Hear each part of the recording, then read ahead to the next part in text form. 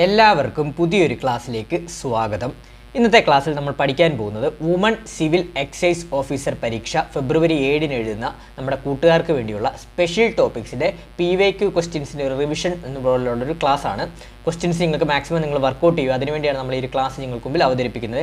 ഇതിനു മുമ്പേ നമ്മൾ ഫീമെയിൽ അസിസ്റ്റൻറ്റ് പ്രൊഫസണൽ ഓഫീസർ പരീക്ഷ എഴുതിയ കൂട്ടുകാരികൾക്ക് നമ്മൾ സ്പെഷ്യൽ ടോപ്പിക്സിൻ്റെ ക്ലാസ്സുകളും മോഡൽ ക്വസ്റ്റ്യൻസും PYQ ക്വസ്റ്റ്യൻസും ഒക്കെ ഒരുപാട് ഉപകാരപ്പെട്ടിട്ടുണ്ട്. അവർക്ക് നല്ല മാർക്ക് സ്കോർ ചെയ്യാൻ സാധിച്ചിട്ടുണ്ടെന്നുള്ളതൊക്കെയാണ് നമ്മളെ അറിയിച്ചിട്ടുണ്ട്. കമൻറ്റ് ബോക്സിലായാലും അല്ലാതെ നമ്മളെ അറിയിച്ചിട്ടുണ്ട്. അപ്പം അതുപോലെ തന്നെ നമ്മൾ സിവിൽ എക്സൈസ് ഓഫീസർ എഴുതുന്ന വുമൺ സിവിൽ എക്സൈസ് ഓഫീസർ എഴുതുന്ന കൂട്ടുകാരികൾക്കും ഹെൽപ്ഫുൾ ആവുന്ന രീതിയിലുള്ള ക്ലാസ്സുകൾ ഇനി വരും ദിവസങ്ങളിൽ നമുക്ക് സ്റ്റാർട്ട് ചെയ്യുന്നതാണ്. അതുപോലെ തന്നെ ഈ ഒരു സ്പെഷ്യൽ ടോപ്പിക്സിൻ്റെ ക്ലാസ്സസ്, അതായത് അബ്കാരി act, NDPS act, COTPA act, distillery act, അതുപോലെ തന്നെ IT ആക്ട്, ഇതിൻ്റെയൊക്കെ ഓൾറെഡി നമ്മൾ ക്ലാസ് ചെയ്തിട്ടുള്ളതാണ് ഒരു വർഷം മുമ്പ്. അപ്പോൾ അതിന് വെറുതെ നമ്മൾ ചെയ്ത് സമയം കളയുന്നില്ല. അതുകൊണ്ട് തന്നെ നമ്മൾ ഡയറക്റ്റ് ക്വസ്റ്റ്യനിലോട്ട് പോവാണ്. ആ ക്ലാസ്സുകൾ നമ്മുടെ പ്ലേലിസ്റ്റിൽ കിടപ്പുണ്ട്. സിവിൽ എക്സൈസ് ഓഫീസർ കാണാൻ താല്പര്യമുള്ള കൂട്ടുകാരുണ്ടെങ്കിൽ ഒന്ന് പോയി കാണാൻ ശ്രമിക്കുക. അപ്പോൾ നമുക്ക് ക്വസ്റ്റ്യൻസ് ഡിസ്കസ് ചെയ്യാം. അപ്പോൾ ചാനൽ ആദ്യമായിട്ട് കാണുന്ന കൂട്ടുകാരികളുണ്ടെങ്കിൽ ഒന്ന് സബ്സ്ക്രൈബ് ചെയ്ത് ബെല്ലൈക്കൺ അമർത്തിയിട്ട് തന്നെ ഒന്ന് കാണാൻ ശ്രമിക്കണം. ഹൈപ്പ് ചെയ്യാനും മറക്കരുത്. അപ്പോൾ ക്ലാസ്സിലോട്ട് കിടക്കാം. ഒന്നാമത്തെ ചോദ്യം: പൊതുസ്ഥലത്ത് വെച്ച് മദ്യപിക്കുന്നത് അബ്കാരി നിയമപ്രകാരം കുറ്റകരമാണ്. മേൽ പറഞ്ഞ നിയമത്തിൽ നിർവചനപ്രകാരം പൊതുസ്ഥലത്തിൽ ഉൾപ്പെടാത്തത് ഏതാണ്? ക്വസ്റ്റ്യൻ വളരെ സിമ്പിളാണ്. എന്താണ്? പൊതുസ്ഥലത്ത് വെച്ച് മദ്യപിക്കുന്നത് അബ്കാരി നിയമപ്രകാരം കുറ്റകരമാണ്. അപ്പം ഈ തന്നിരിക്കുന്ന ഓപ്ഷൻസിൽ ഉൾപ്പെടാത്തത് ഏതാണ്? പൊതുസ്ഥലത്തിൽ ഉൾപ്പെടാത്ത ഏതാണ്? നമുക്ക് ഓപ്ഷൻസ് നോക്കിപ്പോൾ പോലീസ് സ്റ്റേഷനിൽ ഇത് മദ്യപിക്കാൻ നമുക്ക് സാധിക്കുമോ? ഒരിക്കലും ഇല്ല. അതൊരു പൊതുസ്ഥലമാണ്. റെസ്റ്റ് ഹൗസിലെ താമസത്തിന് ഉപയോഗിക്കുന്ന സ്വകാര്യ മുറി, അതാണ് ഇവിടെ ആൻസർ ആയിട്ട് വരുന്നത്. അപ്പം നമ്മൾ റെസ്റ്റ് ഹൗസിൽ ഒരു താമസത്തിന് ഉപയോഗിക്കുന്ന ഒരു സ്വകാര്യ മുറിയിൽ ഇരുന്ന് എന്താണ് നമുക്ക് മദ്യപിക്കാം. അത് പൊതുസ്ഥലമല്ല. അതുപോലെ തന്നെ ചരക്ക് വാഹനം പൊതുസ്ഥലമാണ്. അതുപോലെ തന്നെ റെസ്റ്റോറൻറ്റിലെ ഡൈനിങ് റൂം, കേട്ടോ, അത് നോട്ട് ചെയ്തോണേ, തമ്മിൽ തിരിഞ്ഞു പോയി. റെസ്റ്റോറൻറ്റിലെ ഡൈനിങ് റൂമിൽ നിന്ന് നമുക്ക് മദ്യപിക്കാൻ സാധിക്കില്ല. അതൊരു പൊതുസ്ഥലമാണ്. പക്ഷേ റെസ്റ്റ് ഹൗസിലെ താമസത്തിന് ഉപയോഗിക്കുന്ന സ്വകാര്യ മുറിയിൽ ഇരുന്ന് നമുക്ക് മദ്യപിക്കാം. നിങ്ങൾ ഓപ്ഷൻസ് വായിക്കുമ്പോൾ തന്നെ നിങ്ങൾക്ക് ആൻസറിലോട്ട് എത്താൻ സാധിക്കുന്നതാണ്. ക്ലിയർ ആണ്? അടുത്ത ക്വസ്റ്റ്യൻ നോക്കാം. അബ്കാരി നിയമപ്രകാരം ട്രാൻസിസ്റ്റ് എന്നതുകൊണ്ട് അർത്ഥമാക്കുന്നത് എന്താണ്? അബ്കാരി നിയമപ്രകാരം ട്രാൻസിസ്റ്റ് എന്നതുകൊണ്ട് അർത്ഥമാക്കുന്നത് എന്താണ്? അപ്പോൾ ആൻസർ പറയാം. ആൻസർ: കേരളത്തിൻ്റെ അധികാര പരിധിയിലൂടെ ഒരു സംസ്ഥാനത്ത് നിന്ന് ആ സംസ്ഥാനത്തിൻ്റെ മറ്റൊരു ഭാഗത്തേക്കോ മറ്റൊരു സംസ്ഥാനത്തേക്കോ മദ്യം കടത്തുന്നതിനെയാണ് ട്രാൻസിസ്റ്റ് എന്ന് പറയുന്നത്. അപ്പോൾ പഠിച്ചു നോക്കണം, പരീക്ഷയ്ക്ക് റിപ്പീറ്റ് ചെയ്തു വയ്ക്കും. ഇത് 2024 നടന്നൊരു പരീക്ഷയുടെയാണ്. വുമൺ സിവിൽ എക്സൈസ് ഓഫീസർ 2024 നടന്ന പരീക്ഷയുടെ ചോദ്യപേപ്പറാണ്. പഠിച്ചു വെച്ചോളൂ. അപ്പോൾ എന്തായിരുന്നു ക്വസ്റ്റ്യൻ? അബ്കാരി നിയമപ്രകാരം ട്രാൻസിസ്റ്റ് എന്നതുകൊണ്ട് അർത്ഥമാക്കുന്നത് എന്താണ് അർത്ഥമാക്കുന്നത്? കേരളത്തിൻ്റെ അധികാര പരിധിയിലൂടെ ഒരു സംസ്ഥാനത്തു നിന്ന് ആ സംസ്ഥാനത്തിൻ്റെ മറ്റൊരു ഭാഗത്തേക്കോ മറ്റൊരു സംസ്ഥാനത്തേക്കോ മദ്യം കടത്തുന്നതിനെയാണ് ട്രാൻസിസ്റ്റ് എന്ന് പറയുന്നത്. ക്ലിയർ ആണ്? അടുത്ത ചോദ്യം നോക്കാം. ഒരാൾക്ക് അബ്കാരി നിയമം അനുസരിച്ച് കൈവശം വെക്കാവുന്ന മദ്യത്തിൻ്റെ അളവ് എത്രയാണ്? അപ്പോൾ ടോട്ടൽ അളവാണ് ഇവിടെ പരീക്ഷയ്ക്ക് ചോദിച്ചിട്ടുള്ളത്. അപ്പോൾ എന്താണ്? ഒരാൾക്ക് അബ്കാരി നിയമം അനുസരിച്ച് കൈവശം വെക്കാവുന്ന മദ്യത്തിൻ്റെ അളവ്, അതായത് ടോട്ടൽ അളവാണ്. മദ്യം എന്നാണ് പറഞ്ഞിട്ടുള്ളത്, എടുത്തു പറഞ്ഞിട്ടില്ല. വിദേശ മദ്യമെന്നോ അതുപോലെ തന്നെ ബിയറെന്നോ അങ്ങനെ എടുത്തു പറഞ്ഞിട്ടില്ല. മദ്യത്തിൻ്റെ അളവാണ്, കൈവശം വെക്കാവുന്ന മദ്യത്തിൻ്റെ അളവാണ്. അപ്പോൾ ടോട്ടൽ ആകുമ്പോൾ എത്രയാണ്? 15 ലിറ്റർ ആണ് കേട്ടോ. ഓപ്ഷൻ സി 15 ലിറ്റർ ആണ്. അപ്പോൾ പഠിച്ചു വെച്ചോളൂ. ഒരാൾക്ക് അബ്കാരി നിയമം അനുസരിച്ച് കൈവശം വെക്കാവുന്ന മദ്യത്തിൻ്റെ അളവ് എത്രയാണ്? മദ്യത്തിൻ്റെ അളവ് option C. Answer option C 15 litre ആണ്. അടുത്ത ക്വസ്റ്റ്യൻ: ഒരു വ്യക്തിക്ക് മദ്യം വാങ്ങാനും ഉപയോഗിക്കുവാനും നിഷ്കർഷിച്ച ഏറ്റവും കുറഞ്ഞ പ്രായം എത്രയാണെന്നുള്ളതാണ് ചോദിച്ചിരിക്കുന്നത്. അത് പഠിച്ചു വെച്ചോളൂ. 23 വയസ്സാണ്. ഓപ്ഷൻ എ 23 വയസ്സാണ്. അപ്പോൾ പഠിച്ചോളൂ. ഒരു വ്യക്തിക്ക് മദ്യം വാങ്ങാനും ഉപയോഗിക്കുവാനും നിഷ്കർഷിച്ച ഏറ്റവും കുറഞ്ഞ പ്രായം എത്രയാണ്? ആൻസർ ഓപ്ഷൻ എ 23 വയസ്സാണ്. 23 വയസ്സാണ് മദ്യം വാങ്ങാനും ഉപയോഗിക്കാനും ഒക്കെ നിഷ്കർഷിച്ചിട്ടുള്ള ഏറ്റവും കുറഞ്ഞ പ്രായം 23 വയസ്സാണ് അബ്കാരി ആക്ട് പ്രകാരം. ക്ലിയർ ആണ്? അടുത്ത ചോദ്യത്തിലോട്ട് പോവാം. NDPS നിയമവുമായി ബന്ധപ്പെട്ട് താഴെ പരാമർശിക്കുന്ന ഏതൊക്കെ പ്രസ്താവനകളാണ് ശരിയെന്ന് വ്യക്തമാക്കുക? അപ്പം ശരിയെന്ന് വ്യക്തമാക്കാനാണ് കുറച്ച് സ്റ്റേറ്റ്മെൻറ്റ് തന്നിട്ടുണ്ട്. അപ്പോൾ ഏതാണ് ശരി എന്നുള്ളത് നമ്മൾ കണ്ടുപിടിക്കുക എന്നുള്ളതാണ് ഇവിടെ ചോദ്യം ചോദിച്ചിട്ടുള്ളത് കേട്ടോ. അപ്പോൾ നമുക്ക് നോക്കാം. എന്താണ് മയക്കുമരുന്ന് നിരോധന നിയമനിർമ്മാണം 1985 NDPS ആക്ടിൻ്റെ ഉദ്ദേശം എന്താണെന്നുള്ളതാണ്. അപ്പോൾ അതിൽ വെച്ചാണ് നമുക്ക് ശരിയായിട്ടുള്ളത് കണ്ടുപിടിക്കേണ്ടതായിട്ടുള്ളത്. അപ്പോൾ ഒന്നാമത്തെ സ്റ്റേറ്റ്മെൻറ്റ് നോക്കാം. മയക്കുമരുന്നുമായി ബന്ധപ്പെട്ട നിയമം ഏകീകരിക്കുവാനും ഭേദഗതി വരുത്തുവാനും അത് ശരിയായിട്ടുള്ള ഒരു നിർവചനമാണ്, ശരിയാണത്. അതുപോലെ തന്നെ മയക്കുമരുന്നുകൾ, ലഹരി പദാർത്ഥം എന്നിവയുടെ കടത്തുവഴി നേടിയ സ്വത്ത് കണ്ടുകെട്ടുന്നതിന്, അതും ശരിയാണ്. ഈ NDPS ആക്ടിൻ്റെ നിർവചനത്തിൽ വരുന്നതാണ് മയക്കുമരുന്നുകൾ, ലഹരി പദാർത്ഥം എന്നിവയുടെ കടത്തുവഴിയൊക്കെ നേടിയ സ്വത്തൊക്കെ കണ്ടുകെട്ടാൻ NDPS ആക്ട് പ്രകാരം സാധിക്കുന്നതാണ്. അതുപോലെ തന്നെ സംസ്ഥാനങ്ങൾക്ക് മയക്കുമരുന്ന് നിരോധനത്തിന് അധികാരം നൽകുന്നത്, അത് തെറ്റായിട്ടുള്ള സ്റ്റേറ്റ്മെൻ്റാണ്. അപ്പോൾ ഈ നിയമപ്രകാരം സംസ്ഥാനങ്ങൾക്ക് മയക്കുമരുന്ന് നിരോധനത്തിന് അധികാരം നൽകുന്നില്ല എന്നാണ് പറയുന്നത് കേട്ടോ. അടുത്ത സ്റ്റേറ്റ്മെൻറ്റ് നോക്കാം. മയക്കുമരുന്നുമായി ബന്ധപ്പെട്ട അന്താരാഷ്ട്ര ഉടമ്പടിയിലെ വ്യവസ്ഥകൾ നടപ്പിൽ വരുത്തുവാനായി, അതും ശരിയായിട്ടുള്ള സ്റ്റേറ്റ്മെൻ്റ് ആണ്. അപ്പോൾ ഇതിൻ്റെ ആൻസർ ഏതൊക്കെയാണ് വരുന്നത്? ഓപ്ഷൻ ബി ആണ്. 1, 2, 4 ആണ് ഇവിടെ സ്റ്റേറ്റ്മെൻറ്റ് ശരിയായിട്ടുള്ളത്. അപ്പോൾ ഓപ്ഷൻ ബി ആണ് ഇവിടെ ആൻസർ ആയിട്ട് വരുന്നത്. അടുത്ത ചോദ്യം നോക്കാം.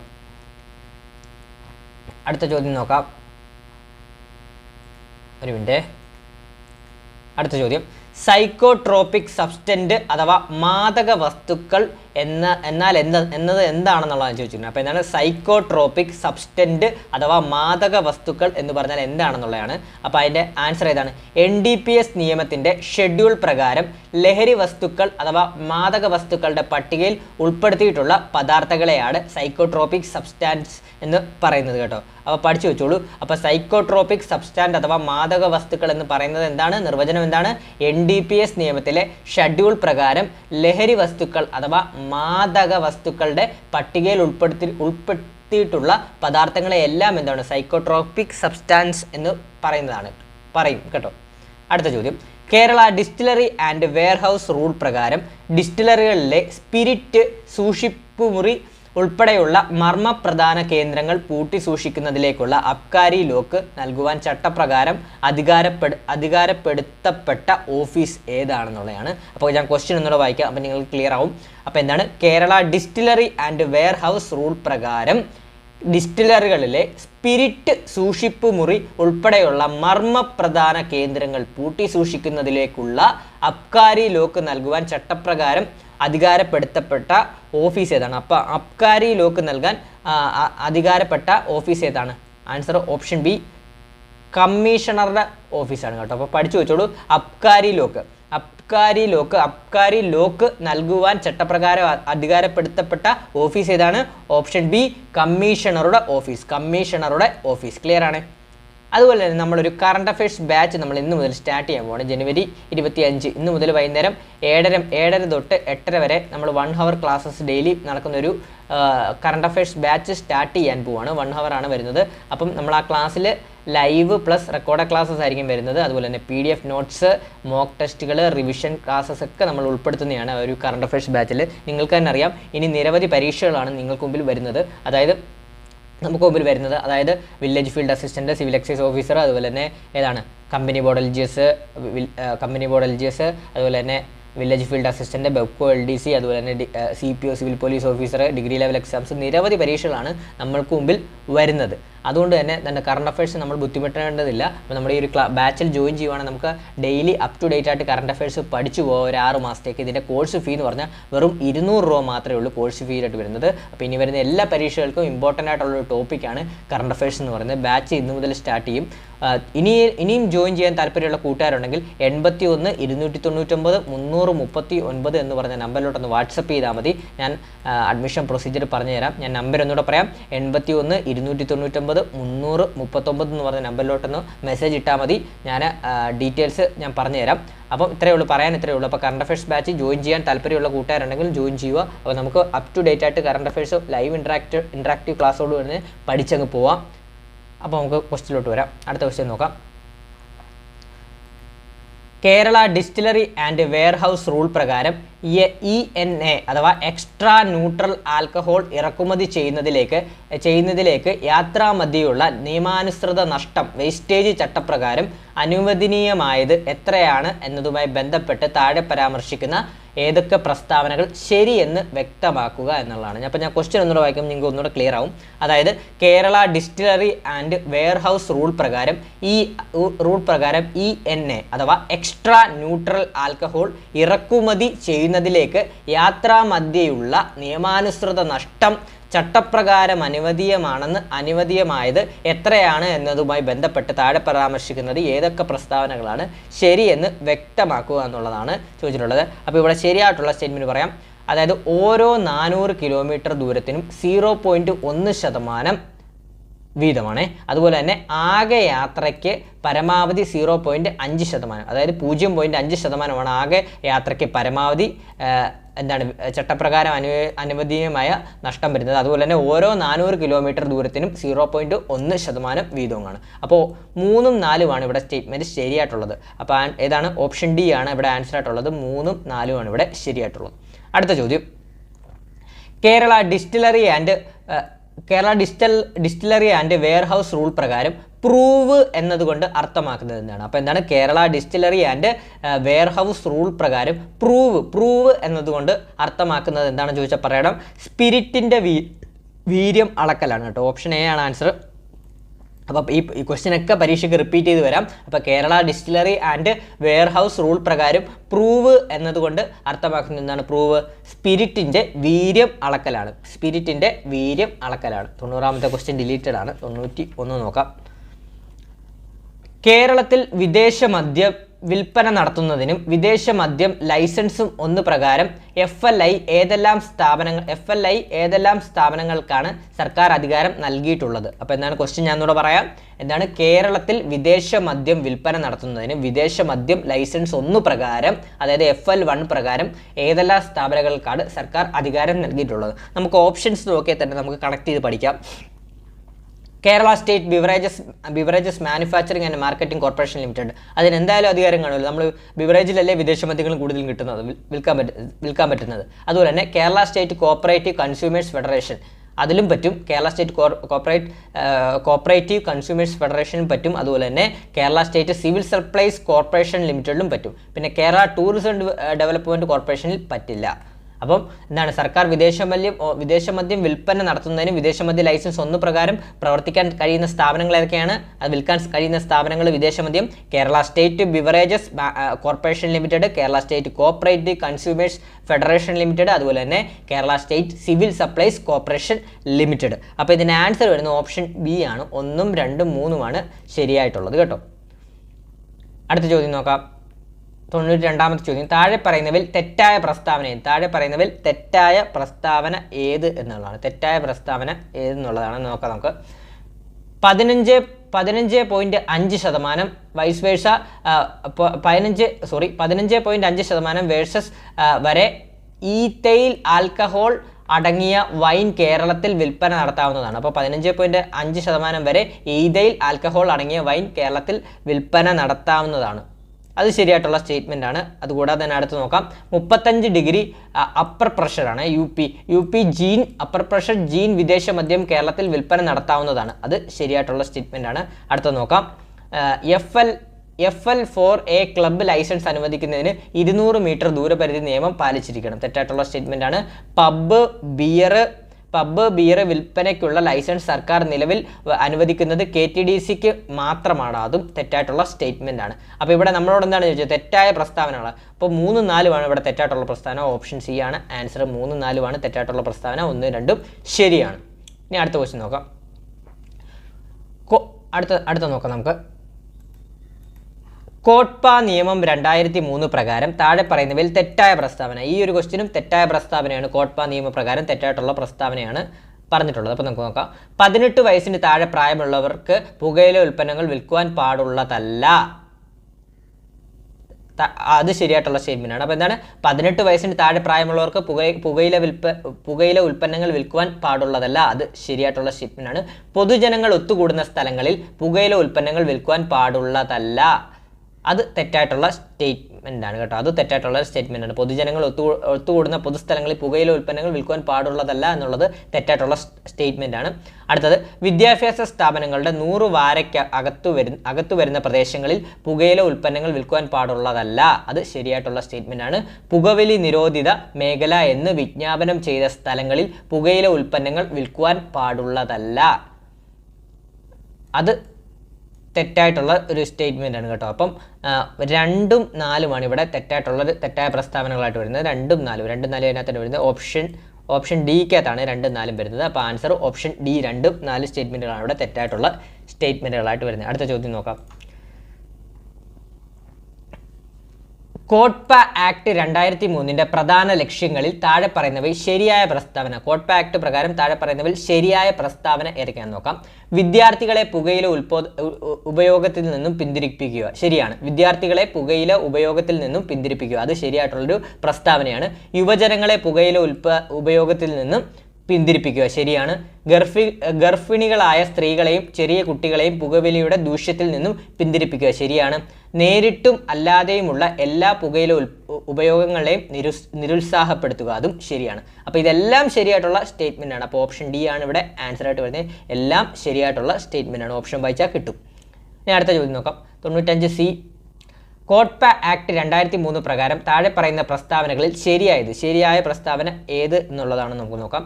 പുകയില ഉൽപ്പന്നങ്ങളുടെ പാക്കറ്റിൽ മുന്നറിയിപ്പ് പരസ്യം ഇംഗ്ലീഷ് ഭാഷയിൽ എഴുതിയിരിക്കണം. അത് തെറ്റായിട്ടുള്ള സ്റ്റേറ്റ്മെൻ്റ് ആണ്. ഇംഗ്ലീഷ് ഭാഷ മാത്രമല്ല എഴുതിയിരിക്കുന്നത്. അതുപോലെ തന്നെ പുകയില ഉൽപ്പന്നങ്ങളുടെ പാക്കറ്റിൽ രേഖപ്പെടുത്തുന്ന മുന്നറിയിപ്പ് പരസ്യം ഉപഭോക്താക്കൾക്ക് വ്യക്തമായ കാണുന്ന തരത്തിൽ ആയിരിക്കണം. ശരിയാണ്. പുകയില ഉൽപ്പന്നങ്ങളുടെ പാക്കറ്റിൽ രേഖപ്പെടുത്തുന്ന മുന്നറിയിപ്പ് പരസ്യം വായിക്കാൻ തക്ക വലിപ്പത്തിലുള്ളവ ആയിരിക്കണം. ശരിയാണ്. എല്ലാ സിഗരറ്റ് പാക്കറ്റുകളിലും ഉപഭോക്താക്കൾ കാണത്തക്ക വിധത്തിൽ മുന്നറിയിപ്പ് പരസ്യം രേഖപ്പെടുത്തിയിരിക്കണം. ശരിയാണ്. അപ്പോൾ ഇതിൻ്റെ ആൻസർ ഏതാണ്? ഓപ്ഷൻ സി ആണ്. 2 3 4 ഇവിടെ ശരിയായിട്ടുള്ളത് കേട്ടോ. ശരി. അടുത്ത ചോദ്യം നോക്കാം. വിമുക്തി മിഷൻ പദ്ധതിയുമായി ബന്ധപ്പെട്ട താഴെ പറയുന്ന പ്രസ്താവനകളിൽ ശരി ഏതാണ്? വിമുക്തി മിഷൻ പദ്ധതിയുമായി ബന്ധപ്പെട്ട് നോക്കാം നമുക്ക്. 2016 നവംബർ 20 വിമുക്തി പദ്ധതി കേരള മുഖ്യമന്ത്രി തിരുവനന്തപുരത്ത് ഉദ്ഘാടനം ചെയ്തത്. ശരിയാണ്. വിമുക്തി പദ്ധതിയുടെ സംസ്ഥാനതല ചെയർമാൻ മുഖ്യമന്ത്രിയാണ്. ശരിയാണ്. അതുപോലെ തന്നെ സമൂഹ മാധ്യമങ്ങളിലൂടെയുള്ള പ്രചരണവും വിമുക്തി പദ്ധതിയിൽ അനുവദനീയമാണ്. അപ്പോൾ സമൂഹ മാധ്യമങ്ങളിലുള്ള പ്രചരണവും വിമുക്തി പദ്ധതിയിൽ അനുവദനീയമാണ്. ശരിയാണ്. നാളത്തെ കേരളം ലഹരിമുക്ത നവകേരളം എന്നാണ് വിമുക്തി പദ്ധതിയുടെ ലക്ഷ്യം എന്ന് പറയുന്നത്. അത് തെറ്റായിട്ടുള്ള സ്റ്റേറ്റ്മെൻ്റ് ആണ്. അപ്പോൾ ആൻസർ ഏതാണ്?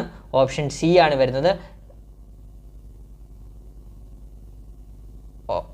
ഓപ്ഷൻ ബി ആണ് വരുന്നത്. 1 2 3 ഇവിടെ ശരിയായിട്ട് വരുന്നത്. ഓപ്ഷൻ ബി ആണ് വരുന്നത്. ഒരു മിനിറ്റ്. ഓപ്ഷൻ ബി ആണ് വരുന്നത്.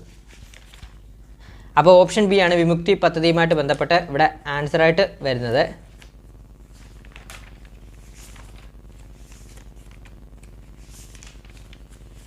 ഒരു മിനിറ്റ്.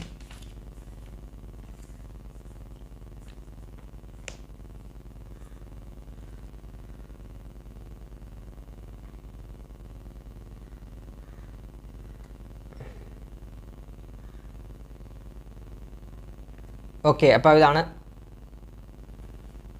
അപ്പോൾ അടുത്ത ക്വസ്റ്റ്യനിലോട്ട് പോവാം. 97ാമത്തെ ക്വസ്റ്റ്യൻ. വിമുക്തി മിഷൻ ബോധവൽക്കരണ പദ്ധതിയുടെ ലക്ഷ്യങ്ങൾ താഴെ പറയുന്നവയിൽ ഏതെല്ലാമാണ്? അപ്പോൾ വിമുക്തി മിഷൻ ബോധവൽക്കരണ പദ്ധതിയുടെ ലക്ഷ്യങ്ങൾ താഴെ പറയുന്നവയിൽ എന്തെല്ലാമാണെന്നാണ് ചോദിച്ചിരിക്കുന്നത്. അപ്പോൾ നമുക്ക് ലക്ഷ്യങ്ങൾ എന്തെല്ലാമാണെന്ന് നമുക്ക് നോക്കാം. നമുക്ക് നോക്കാം.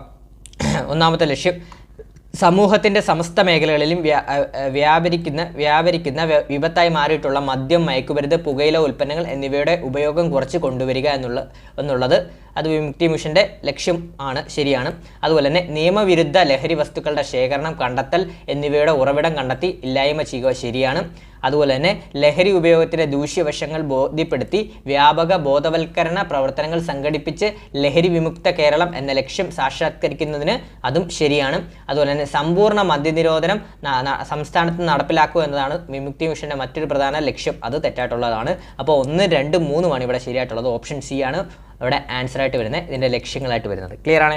അടുത്ത ചോദ്യം. വിമുക്തി ജില്ലാതല എക്സിക്യൂട്ടീവ് കമ്മിറ്റിയിൽ താഴെ പറയുന്നവരിൽ ആരെല്ലാമാണ് അംഗങ്ങൾ? വിമുക്തി ജില്ലാതല എക്സിക്യൂട്ടീവ് കമ്മിറ്റിയാണ്.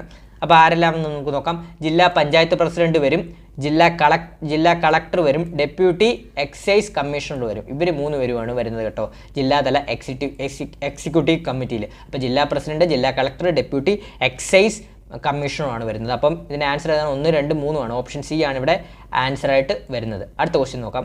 ഇനി IT ആക്ടുമായിട്ട് ബന്ധപ്പെട്ട 2 ക്വസ്റ്റ്യൻ ആണ്. കമ്പ്യൂട്ടർ വൈറസുമായി ബന്ധപ്പെട്ട് 2000-ലെ വിവരസാങ്കേതിക നിയമത്തിലെ വ്യവസ്ഥ ഏതെന്നുള്ളതാണ്. കമ്പ്യൂട്ടർ വൈറസുമായിട്ട് ബന്ധപ്പെട്ട് ഈ ഒരു വകുപ്പ് 43 വകുപ്പ് 66 വരും. അപ്പോൾ ഇതിൻ്റെ ആൻസർ ഓപ്ഷൻ സി ആയിരിക്കും. രണ്ടും A and B ആണ്. അതായത് സെക്ഷൻ 43 എന്ന് പറയുന്നത് എന്താണ്? നമ്മൾക്കറിയാം, നമ്മൾ കമ്പ്യൂട്ടർ ഡാമേജ്, കമ്പ്യൂട്ടർ വൈറസ് ആക്രമണങ്ങളിലൊക്കെ ബന്ധപ്പെട്ട് വരുന്നൊരു സെക്ഷനാണ് സെക്ഷൻ 43. അതായത് കമ്പ്യൂട്ടർ, വെബ് ക്യാമറ തുടങ്ങിയ ഇലക്ട്രോണിക് ഉപകരണങ്ങൾക്ക് കേടുപാടുകൾ വരുത്തുന്നതുമായി ബന്ധപ്പെട്ട പിഴയും നഷ്ടപരിഹാരത്തെക്കുറിച്ച് പ്രതിപാദിക്കുന്ന സെക്ഷനാണ് സെക്ഷൻ 43 എന്ന് പറയുന്നത്. അതിനകത്ത് കമ്പ്യൂട്ടർ വൈറസ് ആക്രമണങ്ങളും അതിൽ ഉൾപ്പെടുന്നതാണ്. പിന്നെ സെക്ഷൻ വകുപ്പ് 66 എന്ന് പറയുന്നത് കമ്പ്യൂട്ടർ റിലേറ്റഡ് ഒഫൻസസ് വരുന്നൊരു ആക്റ്റാണ് സെക്ഷൻ 66. 66 ഹാക്കിങ് അതുപോലെ തന്നെ വൈറസുമായിട്ട് ബന്ധപ്പെട്ട എല്ലാം വരുന്നതാണ്. അപ്പോൾ അതുകൊണ്ട് തന്നെ ഈ ഒരു ക്വസ്റ്റ്യൻ ആൻസർ 43 വരും, 66 വരും. അപ്പോൾ അതിൻ്റെ ആൻസർ ഓപ്ഷൻ സി ആണ്. രണ്ടും വരുന്നതാണ്, A and B ആണ്. അടുത്ത ചോദ്യം, വിവരസാങ്കേതിക നിയമം 2000 പ്രകാരം കുട്ടികളുടെ അശ്ലീല സാഹിത്യം കുറ്റകൃത്യമായി കണക്കാക്കുന്നതിന് കുട്ടിയുടെ പ്രായം എത്രയാണെന്നുള്ളതാണ് ചോദിച്ചിരിക്കുന്നത്. അതിൻ്റെ ആൻസർ ഓപ്ഷൻ എ 18 വയസ്സിൽ താഴെ. 18 വയസ്സിൽ താഴെയാണ് വരുന്നത്. ക്ലിയർ ആണ്? അപ്പോൾ ഇത്രയുമാണ് നമ്മുടെ ഒരു first set of PYQ question. ഇനി വരും ദിവസങ്ങളിൽ നമ്മൾ PYQ ക്വസ്റ്റ്യൻസിൽ ക്ലാസ്സസ് മാക്സിമം വിടുന്നതാണ്. അതിനുശേഷം നമ്മൾ മോഡൽ ക്വസ്റ്റ്യൻ ക്ലാസ്സസ് വിടുന്നതാണ്. ഓൾറെഡി നമ്മൾ സിവിൽ എക്സൈസ് ഓഫീസറിൻ്റെ Abkari act, NDPS act, COTPA act, distillery act, അതുപോലെ തന്നെ IT ആക്ട്, ഇതെല്ലാം നമ്മൾ ചെയ്തതാണ്. നമ്മുടെ പ്ലേലിസ്റ്റ് ഉണ്ട്. പ്ലേലിസ്റ്റിൽ കയറി നിങ്ങൾക്ക് കാണാൻ സാധിക്കുന്നതാണ്. നമ്മുടെ ക്ലാസ് ചെയ്തിട്ടുള്ളതാണ്. അതുകൊണ്ടാണ് നമ്മൾ വെറുതെ സമയം കളയാത്തത്. അപ്പോൾ ഇനി വരും ദിവസങ്ങളിൽ നമുക്ക് PYQ സെറ്റ് ഓഫ് ക്വസ്റ്റ്യൻസ്, അതിന് ശേഷം മോഡൽ ക്വസ്റ്റ്യൻസ് എന്ന രീതിയിലായിരിക്കും പോകുന്നത്. മാക്സിമം ക്വസ്റ്റ്യൻസ് നിങ്ങൾ അറ്റൻഡ് ചെയ്യാൻ ശ്രമിക്കുക. റിവിഷൻ ചെയ്തതിന് ശേഷം മാക്സിമം ക്വസ്റ്റ്യൻസ് അറ്റൻഡ് ചെയ്യുന്നതിനനുസരിച്ച് നിങ്ങൾക്ക് മാർക്ക് സ്കോർ ചെയ്യാൻ സാധിക്കുന്നതാണ്. അപ്പം ചാനൽ ആദ്യമായിട്ട് കാണുന്ന കൂട്ടുകാരാണെങ്കിൽ മാക്സിമം സബ്സ്ക്രൈബ് ചെയ്യുക, ലൈക്ക് ചെയ്യുക, അഭിപ്രായങ്ങൾ കമൻറ്റ് ചെയ്യുക, ബാക്കിയുള്ള കൂട്ടുകാർക്ക് ഷെയർ ചെയ്ത് കൊടുക്കുക, ഹൈപ്പ് ചെയ്യാനും മറക്കരുത്. അപ്പോൾ പുതിയൊരു ക്ലാസ്സുമായിട്ട് ഉടനെ തന്നെ വരുന്നതാണ്. ഫോളോ അപ്പ് ചെയ്ത് വെക്കുക, സബ്സ്ക്രൈബ് ചെയ്ത് ബെല്ലൈക്കൺ അമർത്തി തന്നെ വെക്കുക.